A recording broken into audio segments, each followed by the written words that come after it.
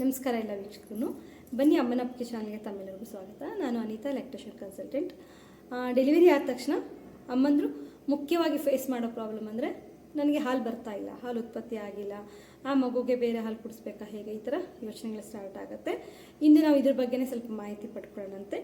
ಎದೆ ಹಾಲು ಜಾಸ್ತಿ ಆಗಲಿಕ್ಕೆ ಅಮ್ಮಂದರು ಏನೇನು ಆಹಾರನ ತಗೊಳ್ಬಹುದು ಅನ್ನೋದ್ರ ಬಗ್ಗೆ ಮಾತಾಡೋಣಂತೆ.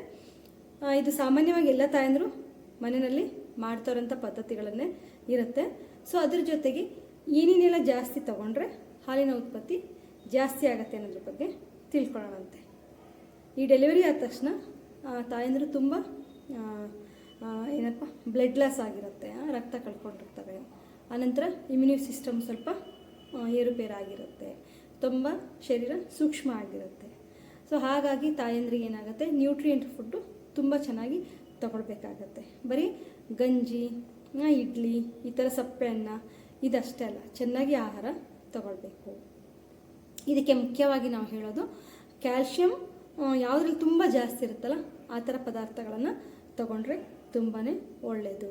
ಸೊ ಹಾಗಿದ್ರೆ ನೋಡೋಣ ಬನ್ನಿ, ಯಾವ್ಯಾವ ರೀತಿಯ ಆಹಾರಗಳನ್ನ ತಗೊಳ್ಳೋದ್ರಿಂದ ತಾಯಂದ್ರ ಹಾಲು ಇನ್ಕ್ರೀಸ್ ಆಗ್ತಾ ಹೋಗುತ್ತೆ ಅಂತ ಹೇಳಿಬಿಟ್ಟು.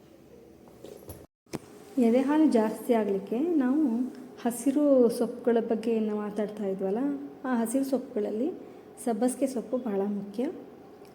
ಸಬ್ಬಸಿಗೆ ಸೊಪ್ಪನ್ನ ನೀವು ಸಾಂಬಾರು ಅಥವಾ ಪಲ್ಯಗಳಲ್ಲಿ ಬಳಸಬಹುದು. ಜೊತೆಗೆ ಮೆಂತ್ಯ ಸೊಪ್ಪು ಕೂಡ ತುಂಬ ಒಳ್ಳೆಯದು.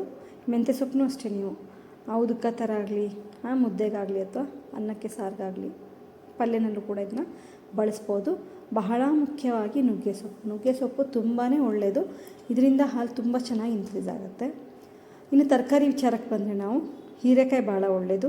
ಅದ್ರ ಜೊತೆಗೆ ಸೋರೆಕಾಯಿ, ಬೀಟ್ರೋಟ್, ಕ್ಯಾರೆಟ್ ಕೂಡ ಬಳಸೋದು ಸೂಕ್ತ.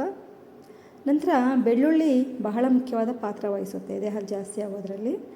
ಬೆಳ್ಳುಳ್ಳಿನ ನೀವು ಕೆಲವು ಅಜ್ಜಿಯಂದ್ರೆ ಏನು ಮಾಡ್ತಾರೆ, ಅನ್ನ ಇನ್ನೇನು ಕುದಿ ಬಂತು ಅಂತ ಹೇಳಿದಾಗ ಸ್ವಲ್ಪ ಬೆಳ್ಳುಳ್ಳಿನೂ ಅನ್ನದಲ್ಲೇ ಹಾಕ್ಬಿಡ್ತಾರೆ.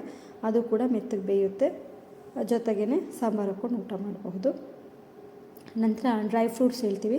ಡ್ರೈ ಫ್ರೂಟ್ಸಲ್ಲಿ ಬಹಳ ಮುಖ್ಯವಾಗಿ ಗೋಡಂಬಿ, ಬಾದಾಮಿ ಮತ್ತು ವಾಲ್ನಟ್ ಹೇಳ್ತೀವಿ. ಇದರಲ್ಲೆಲ್ಲ ರಿಚ್ ಕ್ಯಾಲ್ಶಿಯಂ ಇರೋದ್ರಿಂದ ಇದು ಕೂಡ ಹಾಲಿನ ಉತ್ಪತ್ತಿಗೆ ತುಂಬ ಅನುಕೂಲ.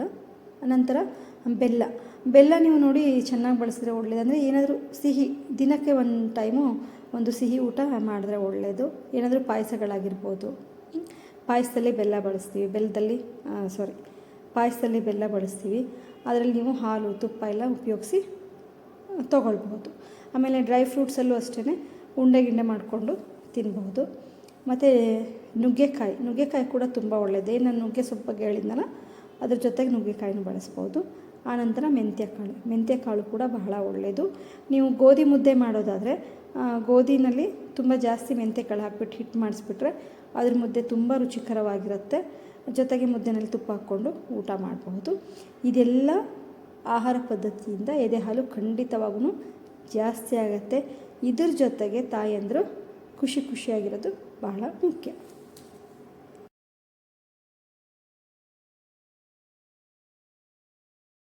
ಯಾವ್ಯಾವ ಪದಾರ್ಥಗಳನ್ನ ಬಳಸೋದ್ರಿಂದ ಎದೆ ಹಾಲು ಇನ್ಕ್ರೀಸ್ ಆಗುತ್ತೆ ಅಂತ ಹೇಳಿಬಿಟ್ಟು.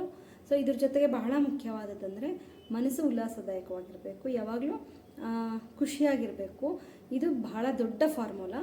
ಯಾವಾಗ ತಾಯಂದ್ರು ಖುಷಿಯಾಗಿರ್ತಾರೋ ಆವಾಗ ಆಟೋಮೆಟಿಕ್ಕಾಗಿ ಹಾರ್ಮೋನ್ ಇನ್ಕ್ರೀಸ್ ಆಗಿ ಶುರುವಾಗುತ್ತೆ. ಯಾಕಂದರೆ ಹಾಲು ಉತ್ಪತ್ತಿ ಆಗಬೇಕಾಗಿರುವಂತಹ ಏನು ಸಪೋರ್ಟ್ ಮಾಡುತ್ತಲ್ಲ, ಅದು ಪ್ರೊಲ್ಯಾಕ್ಟಿನ್ ಹಾರ್ಮೋನ್ ಹೇಳ್ತೀವಲ್ಲ, ಅದು ತಾಯಿ ಎಷ್ಟು ಖುಷಿಯಾಗಿರ್ತಾಳೋ ಅಷ್ಟು ಚೆನ್ನಾಗಿ ಇನ್ಕ್ರೀಸ್ ಆಗ್ತಾ ಹೋಗುತ್ತೆ.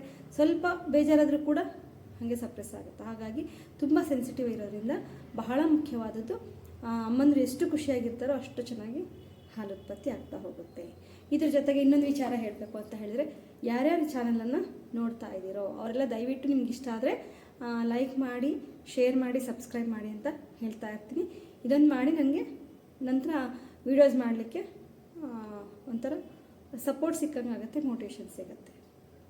ನಾವು ಹೇಳಿದ್ನಲ್ಲ, ಇದೆಲ್ಲದಕ್ಕಿಂತ ಬಹಳ ಮುಖ್ಯವಾದದ್ದು ಎಷ್ಟು ಖುಷಿಯಾಗಿ ತಾಯ್ತನವನ್ನು ಎಂಜಾಯ್ ಮಾಡ್ತಾರೋ ಹಾಲು ಆಟೋಮೆಟಿಕ್ಕಾಗಿ ಉತ್ಪತ್ತಿ ಆಗುತ್ತೆ. ನೀವು ಎಷ್ಟೋ ಸರಿ ಗಮನಿಸಿರ್ಬೋದು, ವರ್ಕಿಂಗ್ ಮದರ್ಸು ಆಲ್ರೆಡಿ 6 ಮಂತ್ ಆದಮೇಲೆ ಕೆಲಸಕ್ಕೆ ಬರ್ತಾ ಇರ್ತಾರೆ.